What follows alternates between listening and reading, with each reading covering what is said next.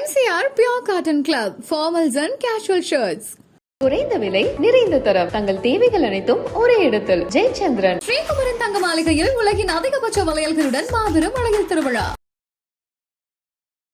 வருஷத்துக்குள்ள பத்திரிகை நடக்கும்போது அவர் ஏதோ ஒரு கருத்தை சொல்லுவார். அது ஒரு சர்ச்சையாக ஒரு பேச்சு பொருளோ ஒரு வாரம் இருக்கும். அதுக்கப்புறம் மறைஞ்சு போயிடும். அவர் இது வரைக்கும் சொன்ன கருத்துக்கள் எதுவும் உண்மையானதும் இல்லை, எதுவும் நடந்ததும் இல்லை.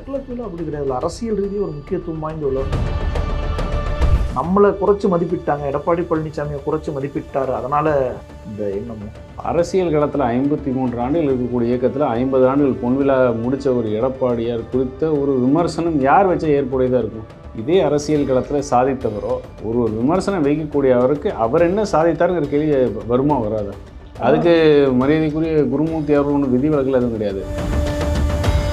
அதிமுகவை உடைச்சது. நான் ஓபிஎஸ்ஐ எல்லாம் பார்த்து கேட்டேன், உங்களுக்கெல்லாம் வெக்கமா இல்லையானெல்லாம் பேசணும்னு சொன்னார்ல. அதன் பிறகு தர்ம யுத்தம்லாம் நடந்துச்சுல்ல, அதன் பின்னணியில் அவர் இருக்கிறதா பேசப்பட்டுச்சுல்ல. நீங்கள் சொல்கிறத நான் அப்படியே ஏற்றுக்கிற மாதிரி இருந்தாலும் அவர் சொல்லி ஒரு தர்ம யுத்தம்னு ஒன்று தொடங்கி அதிமுகவை பிளவுபடுத்தி இரண்டுபடுத்தி அப்படிங்கிறவரோட அரசியல் நடவடிக்கை மட்டும் இல்லை, இப்போ அரசியல் அங்கீகாரம் இழந்து அரசியல் அடைக்கலம் தேடுற அளவுக்கு கொண்டு வந்து விட்டார். தேர்தல் வெற்றி 21, 19, 24. பாஜக 65 சீட்டுக்கு மிகாமல் ஜெயிக்கும் அப்படின்னு அமித்ஷாக்கு ரிப்போர்ட் கொடுத்த அந்த குருமூர்த்திட்டு போய் கேளுங்க. ஏன் அமித்ஷா வந்து பேசி கூட எடப்பாடிட்ட அதை வாங்க முடியலன்னு கேளுங்க. அதான் பாருங்க, அமித்ஷா சொல்லி குருமூர்த்தி பேசியும் எடப்பாடி ஒத்துக்கிட்டு இருந்தாருன்னா இன்னைக்கு எப்போ வேணாலும் ஆட்சி ஒத்துக்கிட்டு இருந்தாருன்னா அதிமுக காணாமல் போயிருக்கும், பாஜக வளர்ந்துருக்கும். என்ன சார் 10-12 சீட்டு கூட கொடுத்துருந்தீங்கன்னா இன்னும் ஜெயிச்சிருக்கலான்றாரு. அதிமுகவை பலவீனமாக சித்தரிச்சு அதில் நாம வளர்ந்துடலாம் நினைக்கிறவங்களுக்குலாம் இங்கே இடம் கிடையாது. இப்போ குருமூர்த்தி என்ன சொல்கிறாருன்னா, நாங்கள் பாஜக அதிமுக கூட்டணி வரணும்னு தான் விரும்புகிறோம். நான் எடப்பாடி மாதிரி ஒரு தலைவர் வச்சுட்டு எப்படி அதை செய்கிறது? நான் அதை திரும்பவும் சொல்கிறேன், இந்த மாதிரி கேட்குறதே வந்து மேலும் மேலும் பாஜகவோட பலவீனத்தை தான் காமிக்குதுங்கிறேன் நான். ஒருவேளை இப்படி சிக்னலாக இருக்கும்ல, எடப்பாடி தலைமைங்கிறனால தான் பாஜக வந்து அதிமுக கூட்டணியில் இணைகிறதுக்கு ஒரு சிக்கல் இருக்குது. எடப்பாடி தலைமையினா அதிமுக பாஜக கூட்டணி அமையலாம். ஓபிஎஸ் டிடிவி அந்த நேரத்துக்கு நாங்கள் ஜோலி முடிச்சிருப்போம் அப்படின்னு சொல்ல வரீங்க. அதானே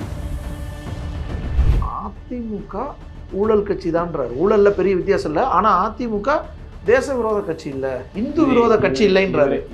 அதனால நாங்கள் அதிமுகவை ஏற்றுக்கிறோம், இல்லை மரியாதையோட பார்க்குறோம். இவர் சொல்றதுக்கு முன்னாடியே வீரம் பேசுறேன்னு சொல்லி அமித்ஷாவே வந்து இங்கே வீரம் பேசி போனாலும் நாங்கள் பார்த்தாச்சு. நீங்கள் வேற பாஜக போக போறீங்க திமுக இருந்து, ஏன்னா சமூக வலைதளங்களில் வேற விலகிறன்னு வேற போட்டுருந்தீங்க. சொல்லுவாங்க, ஆயிரத்தி சொல்லுவாங்க பிரதர், அதுக்காக என்ன பண்ண முடியும்? நீங்கள் போட்டிருக்கீங்க. உலக தமிழர்கள் அனைவருக்கும் வணக்கம். இன்றைய சிறப்பு நேர்காணலில் நம்மோடு இருக்கக்கூடியவர் அதிமுகவின் தேசிய செய்தி தொடர்பாளர் கோவை சத்தியன். வணக்கம் சார். வணக்கம் சார். நேற்று துக்ளக் விழா நடந்துச்சு. அதில் துக்ளக் குருமூர்த்தி நிறைய விஷயங்கள் பேசினார். அதில் அதிமுகவை தொட்டும் எடப்பாடி பழனிசாமியை தொட்டும் அவர் பேசிய விஷயங்கள் சர்ச்சையாயிட்டு இருக்கு. உங்களுடைய பார்வை? உங்கள் நேர் அனைவருக்கும் தை திருநாள் நல்வாழ்த்துக்கள். தமிழர் பண்டிகை எல்லாம் சிறப்பாக கொண்டாடி தை பிறந்தால் வழி பிறக்கும்பாங்க, நல்ல வழி பிறக்கட்டும். அந்த நல்ல வழி துக்ளக் பத்திரிகைக்கும் பிறக்கட்டும். ஏன் சார்? இல்லை, இவ்வளோ வருஷம் அது நடக்குது. எப்படி இருந்தாலும் அதில் வந்து ஒரு சர்ச்சைக்குரிய பொருளாக பேசணுங்கிறதுக்காகவே பேசி வேண்டுமென்றே பேசுவதற்கெல்லாம் நம்ம எப்படி ரியாக்ஷன் கொடுக்குறது, எப்படி பதில் சொல்கிறது? இது முதல் தடவை இல்லையே. வருஷத்துக்குள்ள பத்திரிகை நடக்கும்போது அவர் ஏதோ ஒரு கருத்தை சொல்லுவார். அது ஒரு சர்ச்சையாக ஒரு பேச்சு பொருளோ ஒரு வாரம் இருக்கும். அதுக்கப்புறம் மறைஞ்சு போயிடும். அவர் இது வரைக்கும் சொன்ன கருத்துக்கள் எதுவும் உண்மையானதும் இல்லை, எதுவும் நடந்ததும் இல்லை. அப்புறம் எதுக்கு நம்ம கஷ்டப்பட்டு அவர் கருத்துக்கு வந்து பதில் சொல்லிட்டு? அரசியல் களம், தமிழ்நாட்டு அரசியல் களம் அவர்களுக்கு புரிதலுக்கு அப்பாற்பட்டது. யார் புரிதலுக்கு அப்பாற்பட்டதுன்னா பாஜகவும் சரி, வலதுசாரி சிந்தனையாளர்களுக்கும் அது அப்பாற்பட்டது தமிழக அரசியல் களம்ங்கிறது. அது புரிதல் வந்ததுக்கப்புறம் உண்மையிலேயே அவங்க சொல்லக்கூடிய விஷயங்களில் தாக்கம் இருந்து மாற்றம் உருவாச்சுன்னா நம்ம அதை பற்றி பேசினா ஒரு அர்த்தம் இருக்கும். இது வரைக்கும் பேசல, எந்த மாற்றமுமே இல்லை, சொன்னது எதுவுமே உண்மையாக நடக்கலை. அப்புறம் எப்படி நம்ம அதை ஒரு பேச்சு பொருளாக வச்சுட்டு பேசுறதுக்கு? ஆனால் துக்ளக் விழா அப்படி கிடையாது. அரசியல் ரீதியாக ஒரு முக்கியத்துவம் வாய்ந்த விழா. அத்வானிலேருந்து மோடியிலேருந்து எவ்வளோ பேர் அது அந்த விழா அங்கே பேசக்கூடிய விஷயங்கள்னால் எல்லோராலும் கவனிக்கப்படும். அரசியலில் முக்கியமான விஷயங்கள், டேர்னிங்ஸ் எல்லாம் அங்கே நம்ம பார்த்துருக்கோம்ல. அது வந்து மரியாதைக்குரிய சோ இருக்கிற வரைக்கும் இருந்த விஷயம். அது அவருடைய மறைவுக்கு பின்னால் அந்த இடத்துல எந்த ஒரு விதமான தாக்கமும் இல்லை, ஒரு அழுத்தமும் இல்லை. அதுதான் உண்மை. நம்மளை குறைச்சி மதிப்பிட்டாங்க, எடப்பாடி பழனிசாமியை குறைச்சி மதிப்பிட்டார். அதனால் இந்த எண்ணமும் இல்லை. இப்போ நீங்கள் வந்து ஒரு ஸ்கூலில் வாத்தியாராக இருக்கீங்க. உங்களை வந்து 5ஆம் வகுப்பு வரைக்கும் பாடம் எடுங்கன்னு சொல்கிறாங்க. நீங்கள் 10ஆம் வகுப்பு எழுதுகிற உங்களோட விடைத்தாளை திருத்துவீங்களா? எக்ஸாமோட விடைத்தாளை திருத்த விடுவாங்களா உங்களுக்கு? விட மாட்டாங்க. இல்லை 12ஆவதோட விடுவாங்களா? அப்படி விட மாட்டாங்க. அப்போ நீங்கள் படிக்கிற கல்லூரியாக கூட கல்வியிலையும் சரி, நீங்கள் ஆசிரியராக இருந்தாலும் உங்களுக்கு பயிலக்கூடிய மாணவர்களை திருத்தக்கூடிய தகுதி அப்படி பார்த்தா உங்களுக்கே கொடுப்பாங்க இல்லையா? அரசியல் களத்தில் 53 ஆண்டுகள் இருக்கக்கூடிய இயக்கத்தில் 50 ஆண்டுகள் பொன்விழா முடித்த ஒரு எடப்பாடியார் குறித்த ஒரு விமர்சனம் யார் வச்ச ஏற்புடையதாக இருக்கும்? இதே அரசியல் களத்தில் சாதித்தவரோ இல்லை அரசியல் களத்தில் மாற்றத்தை நிகழ்த்தியவரோ யாரோ ஒருத்தர் சொன்னால் கரெக்டாக இருக்கும். விமர்சனம் என்னும் பேரில் வைக்கக்கூடிய அனைத்து பத்திரிகையாளருக்கும் அதற்குரிய தகுதி அவங்க வளர்த்துக்கிட்டாங்க, நம்ம எடுத்துக்க முடியாதில்லை. நாகரிகமாக சொல்கிறேன், அதாவது அந்த தகுதி நாகரிகமாக சொல்கிறேன். ஒரு விமர்சனம் வைக்கக்கூடிய அவருக்கு அவர் என்ன சாதித்தாருங்கிற கேள்வி வருமா வராதா? அடிப்படை ஒரு கேள்வி. நான் இப்போ ஒருத்தர் மேலே ஒரு விமர்சனம் வைக்கிறேன்னு வச்சுக்கோங்க. இந்த விமர்சனம் வைக்கிற அளவுக்கு நீ என்னடா சாதிச்சிட்ட, உனக்கு என்ன தகுதி இருக்குன்னு கேட்பாங்களா மாட்டாங்களா? நான் உதாரணத்துக்கு சொல்லுமா, பாரத பிரதமரை பற்றி நான் ஒரு விமர்சனம் வைக்கிறேன்னு வச்சுக்கோங்க, ஒரு எதிர்மறையான விமர்சனம். எடுத்த கேள்வி என்ன வரும்? ஏன்டா அப்புறம் விமர்சனம் பண்ணுற அளவுக்கு நீ யாரா, நீ என்னடா சாதிச்சிட்ட, அவர் என்ன சாதிச்சுக்காரு பார்க்கலையா, சொல்லுவாங்களா மாட்டாங்களா? இது எல்லாருக்குமே பொருந்துமே. அதுக்கு மரியாதைக்குரிய குருமூர்த்தி அவர்கள் ஒன்றும் விதிவிலக்கில் எதுவும் கிடையாது. இல்லை சார், குருமூர்த்தியை விட எடப்பாடி பழனிசாமி மேலானவர், உயர்ந்த இடத்துல இருக்கிறவர். அவரை குருமூர்த்தி விமர்சிக்கிற அளவுக்கான இடம் இல்லைன்றீங்க. விமர்சனம் பண்ணுவதுக்கான தேவையும் இல்லை. விமர்சனம் குறித்து வைப்பதற்கு இவர் எந்த அளவுக்கு சாதனை எதுவும் பண்ணலை அப்படின்னு சொல்கிறேன் நான். ஆனால் சார், தமிழக அரசியல் களத்தில் துக்ளக்கின் பத்திரிகையாளர் ஆசிரியர் குருமூர்த்தியின் சாதனைன்னு ஒன்று சொல்லுங்கள். அந்த சாதனைகளை நான் என்னன்னு சொல்லி நான் எடுத்துக்கிறேன். அதிமுகவை உடைச்சது. ஏன்னா இது அவரே குறிப்பிடுறாரு, நான் ஓபிஎஸ்ஐ எல்லாம் பார்த்து கேட்டேன், உங்களுக்கெல்லாம் வெக்கமா இல்லையானெல்லாம் பேசினேன்னு சொன்னார்ல. அதன் பிறகு தர்ம யுத்தம்லாம் நடந்துச்சுல்ல, அதன் பின்னணியில் அவர் இருக்கிறதா பேசப்பட்டுச்சுல்ல. ஒரு துக்ளக் விழாவில் இதே மாதிரி அவரே அதுக்கான சிக்னல்ஸையும் கொடுக்குறாருல. இப்போ அதிமுகவே உடைக்க முடிஞ்ச ஒருத்தரால் அதிமுக ஆட்சி கொண்டு வரதுக்கு சொல்லக்கூடாது. நிறைவேறிச்சான்னு தெரியல. அப்படி இந்த மாதிரி எதிரிகள் துரோகிகளுக்கெல்லாம் கை கொடுக்கறதுனால தான் இன்றைக்கி அவர் சொல்லி செஞ்ச ஒருத்தர் இன்றைக்கி அரசியலில் வந்து அனாதையாக இருக்கிறது வந்து உலகமே பார்க்குது. இதுதான் கலை யதார்த்தம், இதுதான் உண்மை. நீங்கள் சொல்கிறத நான் அப்படியே ஏற்றுக்கிற மாதிரி இருந்தாலும் அவர் சொல்லி ஒரு தர்மயுதம்னு ஒன்று தொடங்கி அதிமுகவை பிளவுபடுத்தி இரண்டுபடுத்தி அப்படிங்கிறவரோட அரசியல் நடவடிக்கை மட்டும் இல்லை, இப்போ அரசியல் அங்கீகாரம் இழந்து அரசியல் அடைக்கலம் தேடுற அளவுக்கு கொண்டு வந்து விட்டார். இதுதான் அவர் செய்த சாதனைன்னு சொல்லுங்கள். இந்த சாதனை பண்ணவர் ஒருத்தர் வந்து எடப்பாடி விமர்சனம் பண்ணுறதுக்கு தகுதி இருக்காங்கிற கேள்வி பொருந்துமா இல்லையா நீங்கள் புரிஞ்சுங்க. ரைட். எடப்பாடி என்ன சொல்கிறாருன்னா, ஒரு அரசியல் தலைவருக்கு உண்டான ஒரு பாங்கே அவர்கிட்ட இல்லைன்றாரு. இன்னும் எத்தனை சோதனைகள் தான் அவர் வந்து அவரை நிரூபிக்கணும்? நீங்கள் ஒரு உதாரணம் கொடுங்களேன். இன்னும் எத்தனை சோதனைகள்? ஆட்சி கட்டிலில் எடப்பாடியார்னு ஒருத்தர் வரும்பொழுது யாருப்பா இவருன்னு கேட்டவங்க தான் தமிழ்நாடு ஃபுல்லாக. உண்மை தானே அது? யாருப்பா இவர், எங்கேயோ இருந்தார், என்னப்பா யாருப்பா இவருன்னு கேட்டாங்க. 123 எம்எல்ஏ, அதில் 3 பேர் வந்து இரட்டை இலை சின்னத்தில் நின்றவங்க. இங்கே இருந்துகிட்டே அறிவாலயத்துக்கு போய்ட்டு வருவாங்க, அறிவாலய கூட்டத்துக்கு போய்ட்டு வருவாங்க. அந்த மாதிரி இருக்கிற ஒரு 3 இண்டிபெண்ட் எம்எல்ஏ. அப்போது வெறும் 3 எம்எல்ஏ வந்து இந்த பக்கம் இழுத்தா ஆட்சி கவிழ்ந்துரும் அப்படிங்கிற நிலைமையில தான் வந்து மரியாதைக்குரிய ஸ்டாலின் அவர்கள் நான் 10 நாள் ஆட்சி முடியுது, 40 நாள் முடியுது, 30 நாள் முடியுதுன்னாரு. ஆட்சி முடிகிற வரைக்கும் அவர் சொன்னதை அவரால் செய்ய முடியல. யாருனால? முத்துவேல் கருணாநிதியின் மகன் முத்துவேல் கருணாநிதி ஸ்டாலினால் செஞ்சு காட்ட முடியல. யாருப்பா இவருன்னு கேட்ட தமிழ்நாடே திரும்பி போயிடுச்சு. பரவாயில்லையே, நல்லா பண்ணுறாரு சொல்லிச்சே இல்லையா? கொரோனாங்கிற கொடிய காலகட்டத்தில் உலகமே முடங்கி இருக்கும் பொழுது கூட தக்காளி எதுவுமே 200 ரூபாய்க்கு நம்ம வாங்க, 150 ரூபாய்க்கு வாங்கலாம், 250 ரூபாய்க்குலாம் எதுவுமே வாங்கலாம். அந்த மாதிரி அத்தியாவசிய பொருளாக வீடு தேடி வந்துச்சு. சிறப்பாக கையாண்டாருங்கிற ஒன்று வந்துச்சு. இந்தியாவை முதன்மை மாநிலமாக எடுத்துகிட்டு போன விருதுகள் 151 விருதுகள் வாங்கின வரலாறுலாம் இருக்குது. அதை முடிச்சுட்டு இந்த ஆட்சி முக ஸ்டாலின் ஆட்சியில் 1 வருஷத்துலேயே என்ன பேச ஆரம்பித்தாங்க மக்கள்? அவரே பரவாயில்ல போல். இப்போ 4 ஆண்டுகள் முடிய போகுது, என்ன பேசுகிறாங்க? அவர் இருந்தால் சிறப்பாக இருக்கும், அவர் தான் வேணுங்கிற அளவுக்கு. தேர்தல் மாற்றம் வந்து சொல்கிறதுல யாரும் சொல்லி வச்சு விளம்பரம் கொடுத்து பண்ணது. தேர்தல் வெற்றி 21, 19, 24 இடைத்தேர்தல்கள் 77 87 வரைக்கும் திமுக எத்தனை வெற்றி பெற்றுச்சு?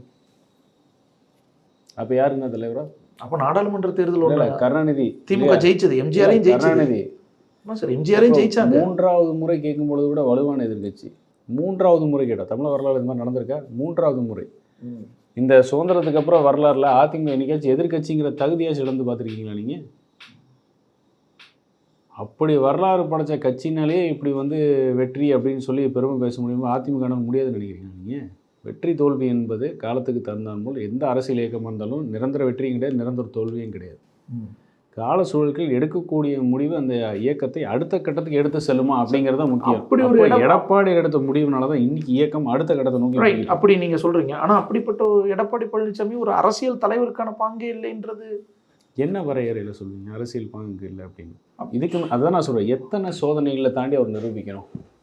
பாஜக வந்து சார் இதெல்லாம் குருமூர்த்திக்கு தெரியல, அவரும் பார்க்குறாரு. இல்லை 2-3 தான் நான் சொல்கிறேன். அதே மரியாதைக்குரிய குருமூர்த்தியே போய் இதை கேளுங்க. இரட்டை தலைமை 3வது முறை கேட்கும் பொழுது கூட எத்தனை வாக்கு வித்தியாசத்தில் வந்து ஆட்சியை விட்டோம்? வெறும் 16 லட்சம் வாக்கில் விட்டோம். 40 தொகுதிகளில் வெறும் 5000 வாக்கில் விட்டுருக்கோம். 3வது முறை கேட்கும்போது கூட வரலாற்றில் இல்லாது அந்த இரட்டை தலைமையில் 6 வருஷம் ஊடகத்தில் என்னெல்லாம் பேச்சு பொருளாக வந்ததுன்னு உங்களுக்கே எல்லாம் தெரியும்.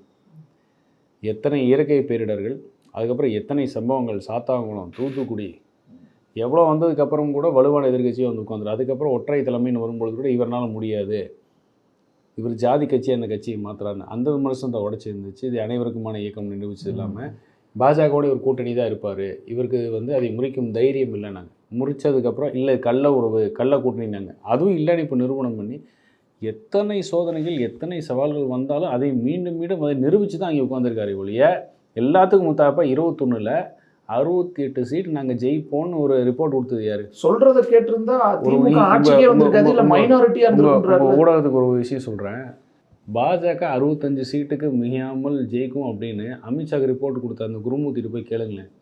ஏன் அமித்ஷா வந்து பேசி கூட எடப்பாடிகிட்ட அதை வாங்க முடியலன்னு கேளுங்க. அதான் பாருங்க, அமித்ஷா சொல்லி குருமூர்த்தி பேசியும் எடப்பாடி ஒத்துக்கிட்டு இருந்தாருன்னா இன்னைக்கு எப்போ வேணாலும் ஆட்சி திமுக ஒத்துக்கிட்டு இருந்தாருன்னா அதிமுக காணாமல் போயிருக்கும், பாஜக வளர்ந்துருக்கும். என்ன சார் 10-12 சீட்டு கூட கொடுத்துருந்தீங்கன்னா இன்னும் ஜெயிச்சிருக்கலான்றாரு. கிடையாது, வாக்களிக்கிற மக்கள் நீங்கள் அப்படியெல்லாம் இடம் போட்டுறாதீங்க. அப்படியெல்லாம் நீங்கள் வாக்களிக்கிற மக்கள் இடம் போட்டுறாதீங்க. யார் யாருக்கு என்ன வெயிட்டேஜோ அந்த வெயிட்டேஜுக்கு தான் கொடுக்க முடியும். அரசியல் கணம் அதான். இல்லை நீங்கள் சொன்னது என்ன குற்றச்சாட்டு நான் சொன்ன வச்சு பாஜகவை எதிர்க்கும் துணி இல்லைன்னாரு. அமித்ஷா வந்து பேசும்போது கூட 65 சீட்டுங்கிறத 20 சீட்டு அப்படின்னு சொல்லி முடிச்சுட்டு எந்திரிச்சு போனார் எடப்பாடியார். எங்கே பேசணும்? பேசலையே.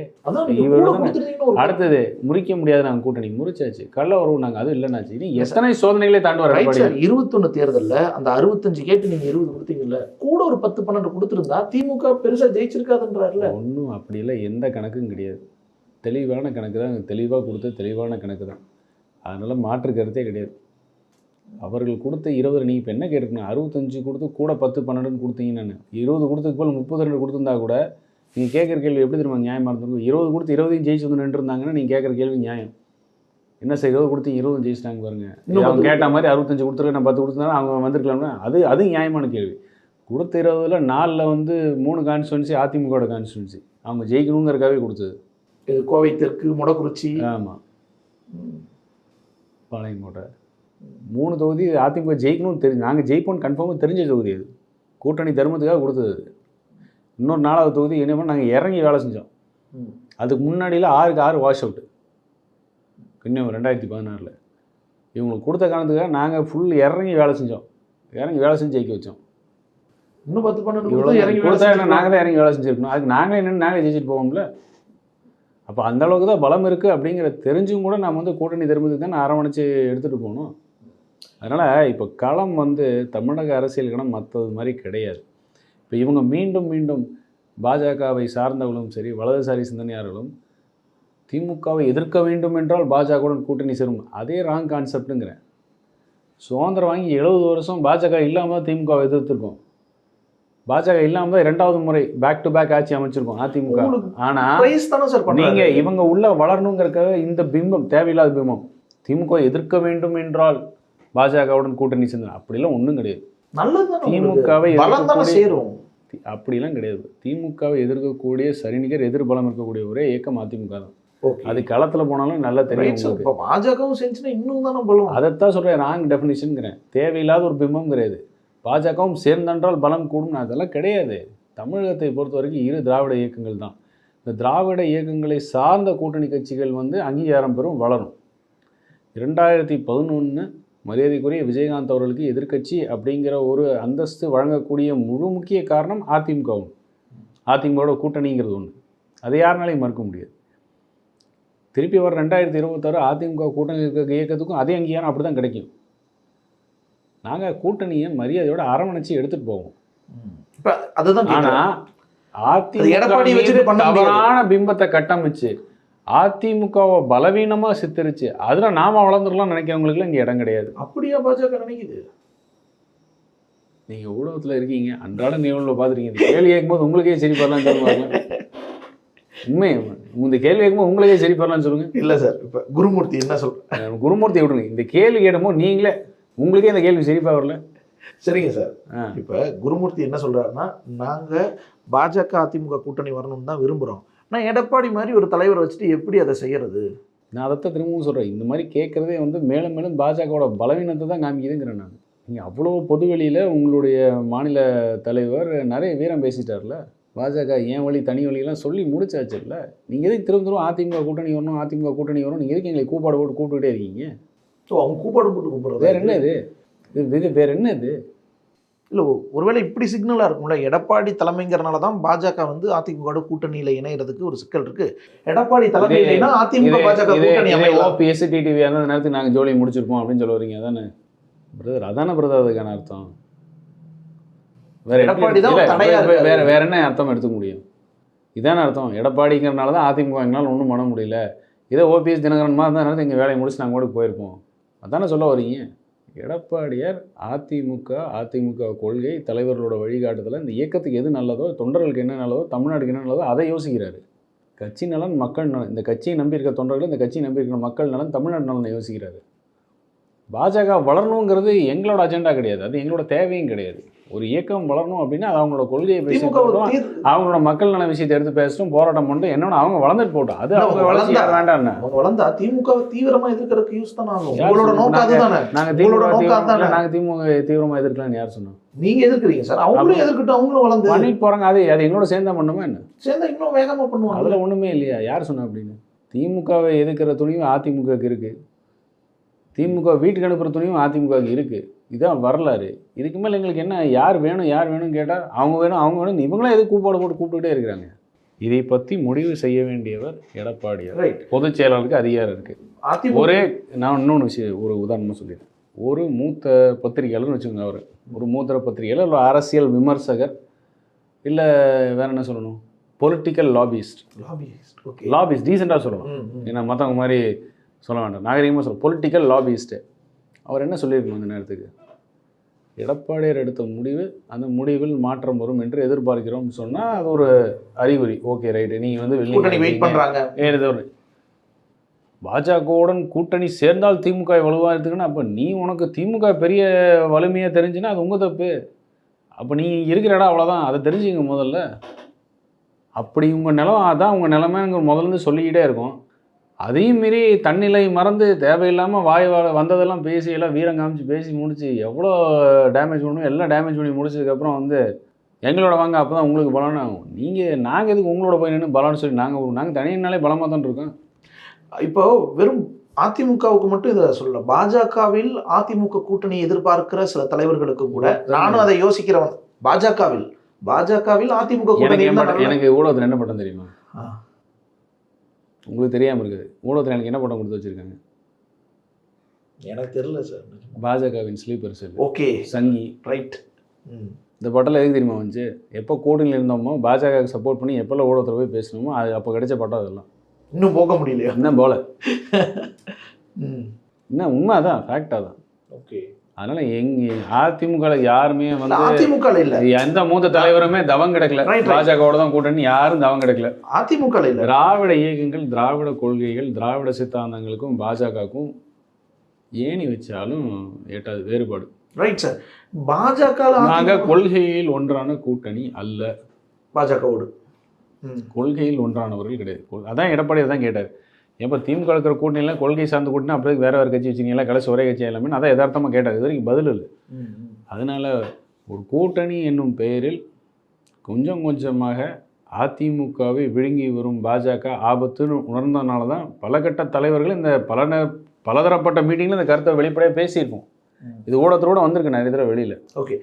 அதனால் ஒரு இயக்கம்னா அந்த இயக்கத்திற்குன்னு ஒரு தனித்துவம் இருக்குது, ஒரு தனித்தன்மை இருக்குது. அதுக்கு தான் மக்கள் அங்கீகாரம். அந்த அங்கீகாரம் அதிமுக இருக்குது. தமிழ்நாடு பொறுத்த வரைக்கும் நாங்கள் மாநில கட்சி. ரைட். அதிமுக பற்றி தேசிய கட்சியில் அவங்களோட அங்கீகாரம் வேற. ரைட். அது தமிழ்நாட்டுக்கு பொருந்தது. பாஜகவில் தமிழ்நாட்டில் பாஜகக்குள்ளே இருக்கக்கூடிய பல தலைவர்களுக்கு அதிமுக கூட்டணி இருந்தால் ஓகே தான் அப்படின்னு ஒரு அதிமுக மேலே அபிமானத்தோடு இருக்கிறாங்கல்ல, அவங்கள கூட நான் கூட இப்படி தான் இருந்தேன், நீங்கள் இப்படி வெயிட் பண்ணிட்டு இருக்காதீங்க, நம்ம அதிமுகவோட இதுக்கப்புறம் கூட்டணி வச்சா நட்டம் தான்றாரு குருமூர்த்தி. உண்மையாக சுய பரிசோதனைனா என்ன அப்படின்னா, ஒரு மாநிலத்தோட கவர்னர் ரிசைன் மட்டும் நிற்க வச்சான் வந்து இல்லையா? ஒரு எம்பியை ரிசைன் பண்ணிட்டு கொண்டு வந்து நிற்க வச்சோம்.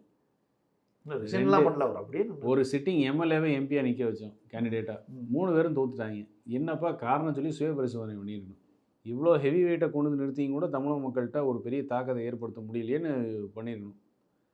அது வந்து அவங்க கட்சிக்கு வளர்க்கிறது வந்து யோசிக்கிறாங்கன்னு. எப்போ பார் எதை எடுத்தாலும் அதிமுக அதிமுக அதிமுக. எடப்பாடி பழனிசாமி இது என்ன புதுசாக இருக்குது? பாஜகவுக்கு அதிமுகன்னு ஸ்டிக்கர் விட்றாங்களா, இல்லை அதிமுகவுக்கு பாஜகன்னு ஸ்டிக்கர் விட்டு ட்ரை பண்ணுறாங்களா? இல்லை, எடப்பாடி பழனிசாமி இல்லைன்னா நம்மளுக்கு பிரச்சனை இல்லை. அதிமுக இன்னைக்கு ஒரு வலுவான கட்சியா, இணக்கமான ஒரு கட்சியா இருந்திருக்கும். எங்க எடப்பாடியே எங்கள் தலைவர்கள் இன்னும் வழி காட்டியிருக்காங்களோ அதை தான் ஃபாலோ பண்ணுறாரு. அண்ணா என்ன சொல்லியிருக்காரோ, எங்கள் புரட்சி தலைவர் புரட்சி அம்மா என்ன சொல்லியிருக்காங்களோ அதை தான் ஃபாலோ பண்ணுறாரு. இந்த இயக்கம், இயக்கத்தின் கொள்கைகள், அதை சார்ந்து இந்த இயக்கத்தின் நலன், இந்த இயக்கத்தை சார்ந்துக்கிற மக்கள் நலன், அதை தான் யோசிக்கிறார்.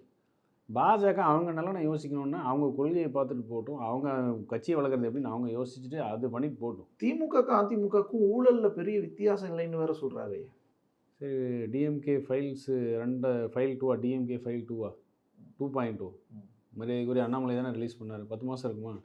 என்னாச்சு அப்போ? என்ன நடவடிக்கை? இப்போ 2 பேரும் மறைமுக கள்ள கூட்டணியில் அப்படி ஒரே குதூகலமாக இருக்காங்களே. திமுக ஊழல் கட்சி நைட்டோட பெரிய வித்தியாசம் நைட்டோட நைட்டாக ஒருத்தர் ஃப்ளைட் ஏறி ஓடுறாரு வேகமாக. கேட்டால் துறை சார்ந்த மீட்டிங்கிறாரு. ஆனால் அடுத்த நாளைக்கு அதே துறை, அவரோட துறையை சார்ந்த டங்ஸ்டன் போராட்டம் 13 கிலோமீட்டர் நடக்குது மதுரையில். அப்போ என்ன போய் மீட்டிங் போடுறாரு? துறை சார்ந்த மீட்டிங் நைட் 10:30 கிளம்பி போய்.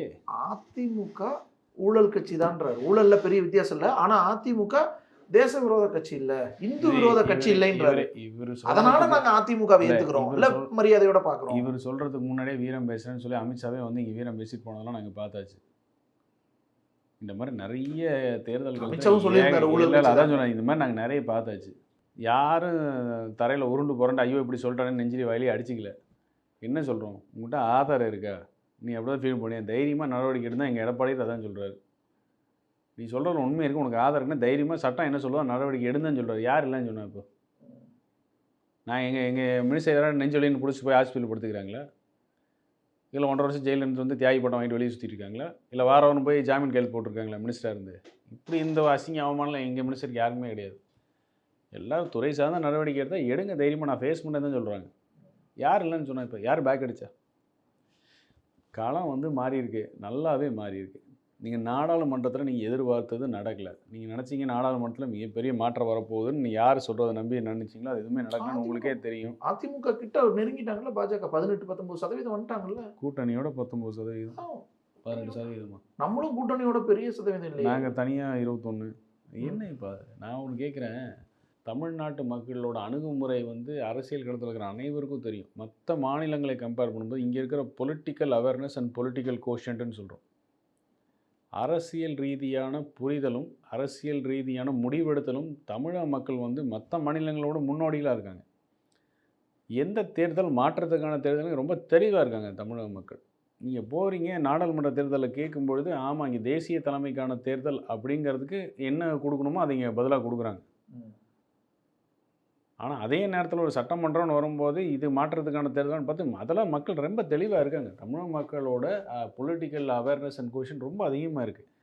அதெல்லாம் நீங்கள் நினைக்கிற அளவுக்குல சும்மா எடுத்தோம் இந்த மாதிரி ஒரு ஹிந்துக்கு ஆதரவான இயக்கம். யார் சொன்னால் ஹிந்துக்கு ஆதரவான இயக்கம்? அது மட்டுமா? இந்துக்கு ஆதரவான இயக்கம் மட்டுமா? நாங்கள் ஒளிமக்கு ஊதியம் அதிகப்படுத்தினது யார்? இங்கே ஹஜ்ஜு பில்டிங் கட்டினதுக்கு நிதி ஒதுக்குனது யார்? இஸ்லாமியருக்கு 3% இடஒதுக்கீடுன்னு சொல்லி கொடுக்குற கமிஷன் அமைச்சது யார்? எவ்வளோ சொல்லலாம்? நாங்கள் சொல்லிகிட்டே போகலாமே. நாங்கள் பாட்டுக்கு எடுக்கிறக்கா? ஜெருசலமுக்கு மானிய விழாவில் போயிட்டு வாங்கன்னு சொல்லி கிறிஸ்தவ சகோதரர்கள் கொடுத்தது யார்?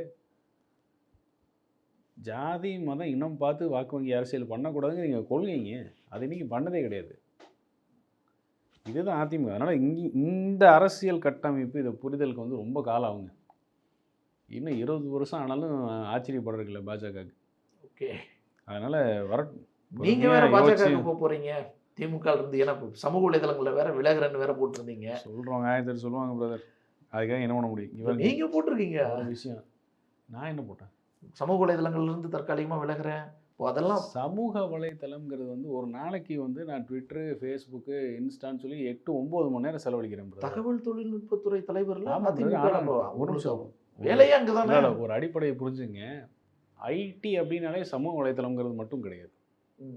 ஐடினா சமூக வலைத்தளத்தை தாண்டி மக்களுடைய அன்றாட பிரச்சனைக்கு தீர்வு கொடுத்தா வேண்டாம்னு சொல்லுவீங்களா?